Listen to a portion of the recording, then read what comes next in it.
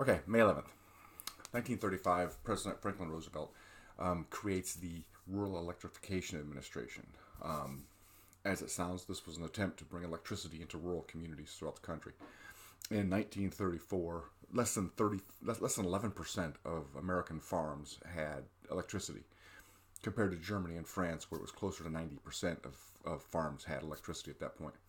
So what this administration did was it helped rural communities create cooperatives, member-owned cooperatives that could then buy things in wholesale and then create electrical grids in their communities.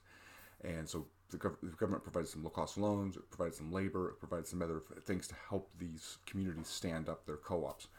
Most of these co-ops still exist today.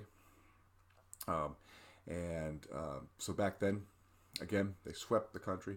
By 1942, 50% of farms had electricity. By 1952, it was close to 100% of farms had electricity.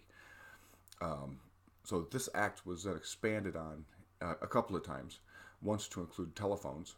So it was expanded in 1949 to include telephones. So you get telephone service out there. So they created telephone co-ops. Similar concept. You can buy into it and then provide the electricity or the phone service. And then in 2008, it was expanded to include rural internet.